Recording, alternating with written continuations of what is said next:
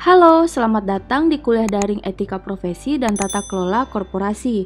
Pada pertemuan kali ini, kita sudah mulai membahas tentang tata kelola korporasi. Sebagai pembahasan pertama, kita akan membahas konsep, prinsip, dan praktik tata kelola di Indonesia.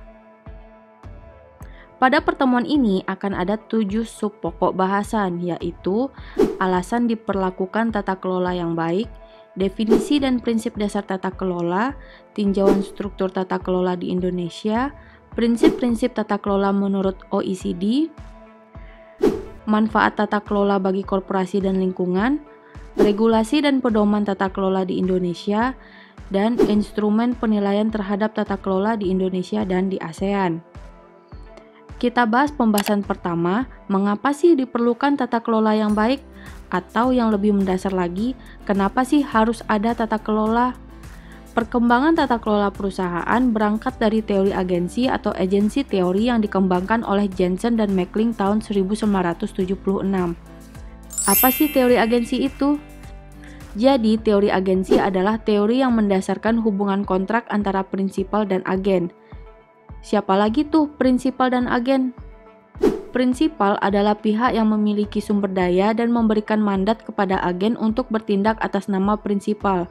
Sedangkan agen adalah pihak yang diberikan amanat oleh prinsipal untuk mengelola sumber daya.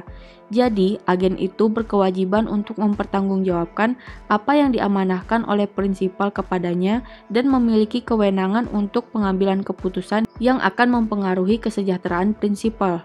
Agen sebagai pihak yang bertugas untuk mengelola perusahaan memiliki lebih banyak informasi mengenai perusahaan dibandingkan prinsipal.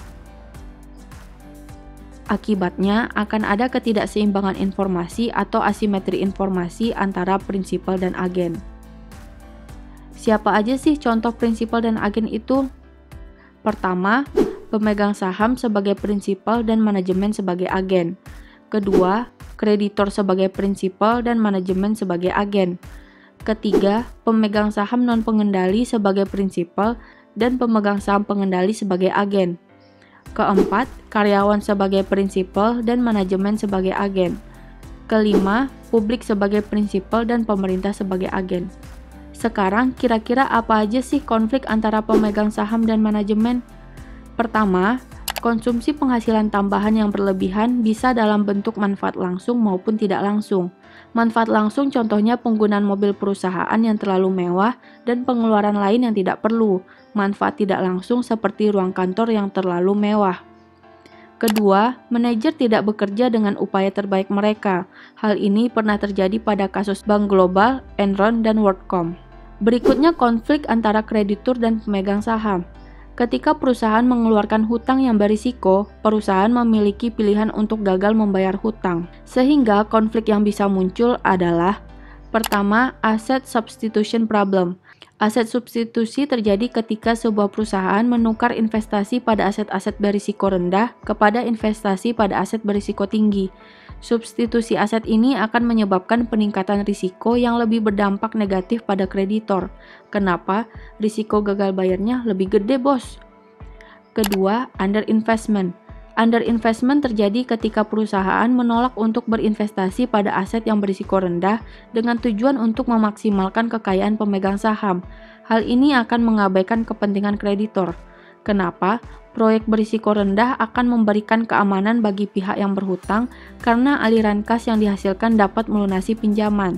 Tapi, ternyata tidak memberikan imbal hasil yang memadai untuk pemegang saham.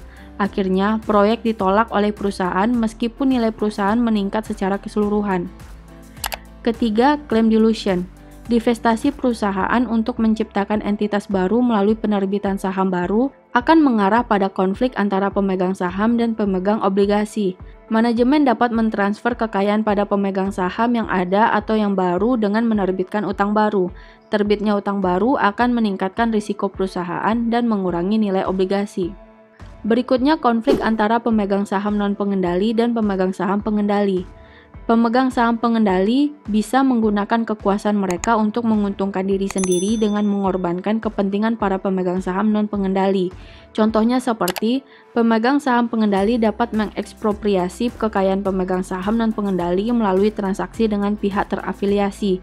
Dan Transaksi antara pihak terafiliasi tidak dilakukan dengan harga dan persyaratan dan kondisi yang sama antara pihak ketiga.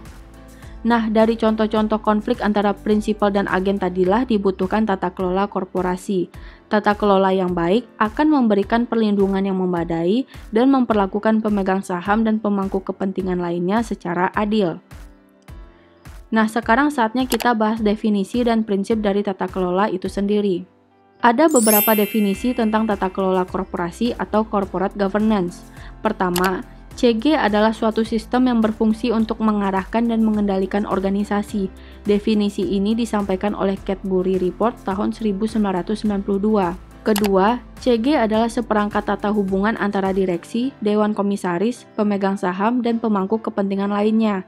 Definisi ini disampaikan oleh The Organization of Economic Cooperation and Development atau yang disingkat OECD.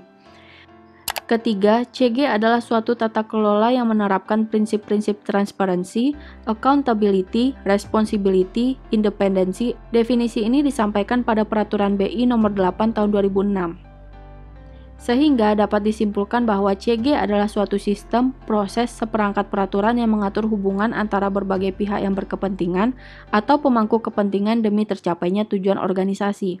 Secara umum terdapat 5 prinsip dalam GCG menurut Komite Nasional Kebijakan Governance tahun 2006 yang disingkat dengan TARIF. T merupakan singkatan dari transparansi. Untuk menjaga objektivitas dalam menjalankan bisnis, perusahaan harus menyediakan informasi yang material dan relevan dengan cara yang mudah diakses dan dipahami oleh pemangku kepentingan. A merupakan singkatan dari accountability. Perusahaan harus bisa mempertanggungjawabkan kinerjanya secara transparan dan wajar. Oleh karena itu, perusahaan harus dikelola secara benar, terukur, dan sesuai dengan kepentingan perusahaan dengan tetap memperhitungkan kepentingan pemegang saham dan pemangku kepentingan lainnya. R merupakan singkatan dari responsibility. Perusahaan harus mematuhi peraturan perundang-undangan serta melaksanakan tanggung jawab kepada masyarakat dan lingkungan sehingga dapat terpelihara kesinambungan usaha dalam jangka waktu panjang dan mendapat pengakuan sebagai good corporate citizen.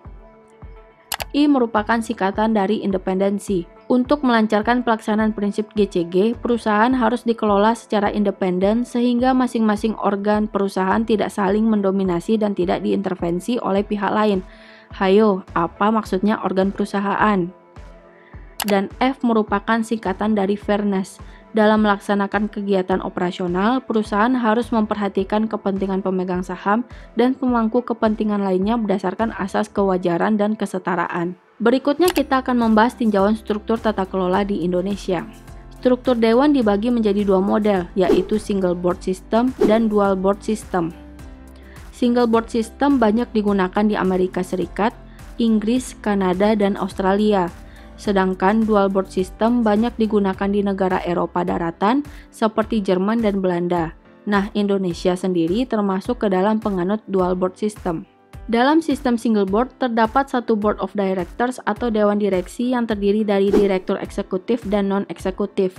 Direktur eksekutif bertanggung jawab untuk kegiatan perusahaan sehari-hari, sedangkan non-eksekutif tidak terlibat dalam kegiatan sehari-hari tapi lebih ke pembuatan kebijakan strategis perusahaan dan melakukan pengawasan ke tim eksekutif. Kelebihan single board system ada 2. Pertama, pengambilan keputusan dapat dilakukan lebih cepat.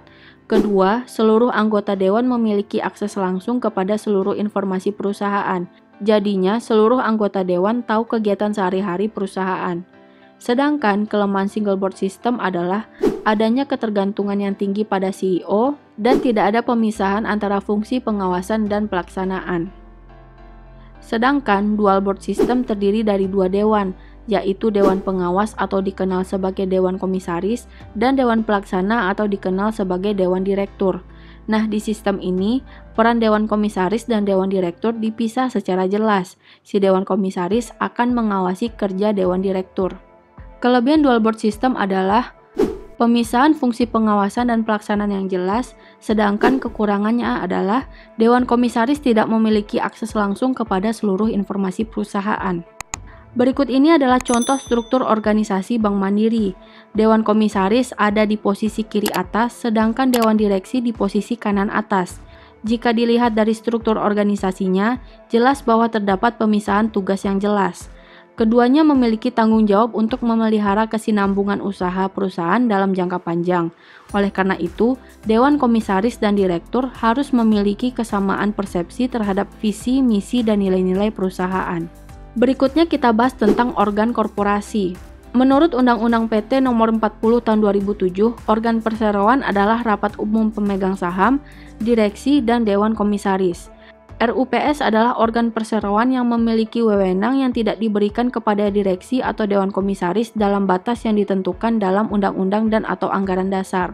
Dewan Komisaris adalah organ perseroan yang bertugas melakukan pengawasan secara umum dan atau khusus sesuai dengan anggaran dasar serta memberi nasihat ke direksi. Sedangkan direksi adalah organ perseroan yang berwenang untuk bertanggung jawab penuh atas pengurusan perseroan untuk kepentingan perseroan sesuai dengan maksud dan tujuan perseroan serta mewakili perseroan baik di dalam dan di luar pengadilan sesuai ketentuan anggaran dasar. Nah, berdasarkan teori keagenan yang udah kita bahas tadi, Dewan Komisaris adalah organ yang diberi kepercayaan oleh prinsipal untuk mengawasi agen, sedangkan direksi adalah organ yang diberi kepercayaan oleh prinsipal untuk mengelola sumber daya yang dimiliki oleh prinsipal. Berikutnya kita akan membahas prinsip-prinsip tata kelola menurut OECD. Prinsip-prinsip CG OECD banyak dijadikan acuan masyarakat internasional dalam pengembangan CG. Tapi, tidak ada satu model CG yang cocok untuk semua negara. Kenapa? Karena masing-masing negara memiliki karakteristik yang berbeda. Contohnya seperti single dan dual board system tadi.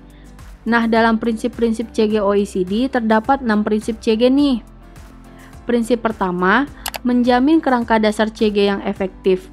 Prinsip ini menjelaskan pentingnya peranan hukum dan regulator dalam menegakkan GCG. Prinsip ini tidak ditujukan langsung ke perusahaan, makanya prinsip ini tidak dibahas secara rinci dalam subjek tata kelola.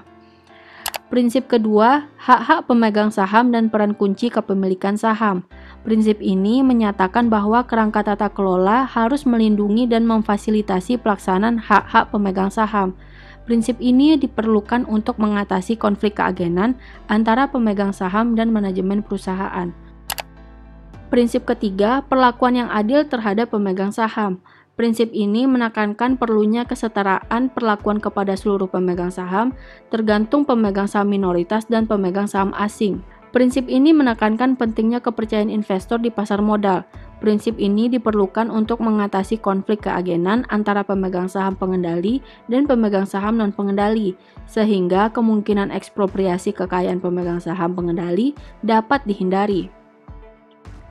Prinsip keempat, peranan pemangku kepentingan dalam corporate governance. Para pemangku kepentingan seperti investor, karyawan, kreditor, dan pemasok memiliki sumber daya yang dibutuhkan oleh perusahaan. Sumber daya yang dimiliki oleh pemangku kepentingan harus dialokasikan secara efektif untuk meningkatkan efisiensi dan kompetisi perusahaan dalam jangka panjang. Prinsip kelima, keterbukaan dan transparansi. Kerangka CG harus memastikan bahwa keterbukaan informasi yang tepat waktu dan akurat dilakukan atas semua hal yang material berkaitan dengan perusahaan. Prinsip ini diperlukan untuk mengurangi informasi asimetri yang merupakan pemicu konflik kepentingan antara prinsipal dan agen. Prinsip keenam, tanggung jawab dewan. Kerangka kerja CG harus memastikan adanya pengarahan strategis dan monitoring yang efektif terhadap direksi oleh Dewan Komisaris, serta akuntabilitas Dewan terhadap perusahaan dan pemegang saham. Nah, lalu apa manfaatnya tata kelola bagi korporat dan lingkungan? Kalau perusahaan menjalankan prinsip tata kelola, maka akan terjadi dua hal. Pertama, tingkat informasi asimetri antara prinsipal dan agen akan berkurang. Kedua, konflik kepentingan antara prinsipal dan agen juga akan semakin berkurang. Hasilnya dari pelaksanaan tata kelola yang baik adalah: pertama, penciptaan dan peningkatan keunggulan kompetitif perusahaan. Kedua, memungkinkan perusahaan untuk beroperasi secara efisien, mencegah penipuan dan malpraktik. Ketiga, memberikan perlindungan terhadap kepentingan pemegang saham. Keempat, peningkatan nilai suatu perusahaan. Kelima, memastikan kepatuhan terhadap hukum dan peraturan. Dan yang keenam, pengentasan kemiskinan dengan meningkatkan tanggung jawab sosial. Nah, tata kelola sudah pasti berhubungan dengan regulasi. Maka di Indonesia pun ada regulasi dan pedomannya. Tapi, apa sih latar belakang diterapkannya tata kelola di Indonesia? Jawabannya, krisis Asia. Krisis yang melanda Asia mendorong pemerintah Indonesia untuk bersungguh-sungguh menyelesaikan masalah tata kelola perusahaan di Indonesia. Makanya dibentuklah Komite Nasional Kebijakan Corporate Governance atau KNKCG pada tahun 1999 untuk merekomendasikan prinsip-prinsip GCG nasional. Tahun 2004, KNKCG diubah menjadi Komite Nasional Kebijakan Governance atau KNKG dengan pertimbangan untuk memperluas cakupan ke tata kelola sektor publik. KNKG telah menerbitkan Pedoman Nasional GCG tahun 1999 yang direvisi tahun 2001 dan 2006. Adapun regulasi yang mengatur antara lain, Undang-Undang Pasar Modal dan PT yang diatur dalam Undang-Undang Nomor 40 Tahun 2007 tentang perseroan terbatas. Peraturan BUMN dan BI yang terdiri dari 1. Peraturan BI Nomor 8 Tahun 2006 tentang pelaksanaan GCG bagi bank umum. Kedua, Keputusan Menteri BUMN Nomor Kep 117 Tahun 2002. Yang ketiga, Peraturan Menteri Negara BUMN Nomor Per 01 Tahun 2011 tentang penerapan tata kelola perusahaan yang baik pada BUMN. Peraturan Otoritas Jasa Keuangan yang terdiri dari 1. Keputusan Ketua Bapepam LK Nomor Kep 82 Tahun 1996 tentang Peraturan Nomor XM1 Keterbukaan Informasi Pemegang Saham Tertentu. Kedua, Keputusan Ketua Bapepam LK Nomor Kep 63 Tahun 1996 tentang Peraturan Bapepam LK Nomor 914 Pembentukan Sekretaris Perusahaan. Yang ketiga, Peraturan Bapepam LK Nomor Kep 412 Tahun 2009 Nomor 9E1 tentang transaksi afiliasi dan benturan kepentingan transaksi tertentu. Yang keempat, Peraturan Bapepam LK Nomor Kep 86 Tahun 1996 tentang keterbukaan informasi yang harus segera diumumkan ke publik. Yang kelima, Peraturan Bapepam LK Kep 431 Tahun 2012 tentang kewajiban penyampaian laporan keuangan berkala. Yang keenam, Peraturan Bapepam LK Nomor 10K6 tentang kewajiban penyampaian laporan tahunan bagi emiten dan perusahaan publik. Yang ketujuh, Keputusan Ketua Badan Pengawas Pasar Modal Nomor Kep 45 Tahun 2004 tentang Peraturan Bapepam LK Nomor 9I6 tentang Direksi dan Komisaris Emiten dan Perusahaan Publik. Yang kedelapan, Keputusan Ketua Bapepam dan LK Nomor Kep 643 Tahun 2012 tentang Peraturan Nomor 9I5 Pembentukan dan Pedoman Pelaksanaan Kerja Komite Audit. Yang kesembilan, Keputusan Ketua Bapepam LK Nomor Kep 431 Tahun 2012 tentang Penyampaian Laporan Tahunan Emiten atau Perusahaan Publik. Yang ke-10, Keputusan Ketua Bapepam dan LK Nomor Kep 286 Tahun 2011 tentang Peraturan Nomor 8A2 Independensi Akuntan yang memberikan jasa di pasar modal. Dan regulasi dari inisiatif CG lainnya terdiri dari yang pertama, Annual Report Award. Award ini merupakan hasil kerjasama 7 institusi yang meliputi Otoritas Jasa Keuangan, Direktorat Jenderal Pajak, Kementerian BUMN, Bank Indonesia, KNKG, Bursa Efek Indonesia, dan IAI, serta dikoordinasikan oleh OJK. Yang kedua, Capital Market Award. Award ini diadakan oleh Bursa Efek Indonesia sejak tahun 2006. Yang ketiga, IICD Corporate Governance Award. Award ini diadakan oleh IIC sejak tahun 2009. Dan yang keempat, IICG Award, Most Trusted Award. IICG meluncurkan penghargaan Most Trusted Company tahun 2001. Award ini fokus pada perusahaan terbuka, BUMN, dan swasta, serta berdasarkan Corporate Governance Perception Index versi IICG. Kemudian, untuk menilai apakah tata kelola sudah diterapkan dengan baik, ada instrumen penilaiannya. Penilaian utama yang dilakukan oleh lembaga internasional adalah yang pertama, Reports on the Observance of Standard and Codes atau ROSC. The World Bank dan IMF bekerja sama dalam melakukan penilaian atas penerapan prinsip-prinsip tata kelola perusahaan yang disusun oleh GCG. Yang kedua, Credit Lyonnais Securities Asia atau yang disingkat CLSA. CLSA merupakan asosiasi broker dan grup investasi yang bekerja sama dengan The Asian Corporate Governance Association yang 2 tahun sekali menerbitkan Corporate Governance Watch yang merupakan survei atas praktik GCG di Asia. Yang ketiga, ASEAN CG Scorecard diperkenalkan sebagai suatu alat untuk memeringkat kinerja GCG di perusahaan publik dan terbuka di ASEAN. Oke, sekian dulu pembahasan kita untuk permulaan tata kelola korporasi. Sampai jumpa minggu depan dengan topik yang berbeda. Bye-bye.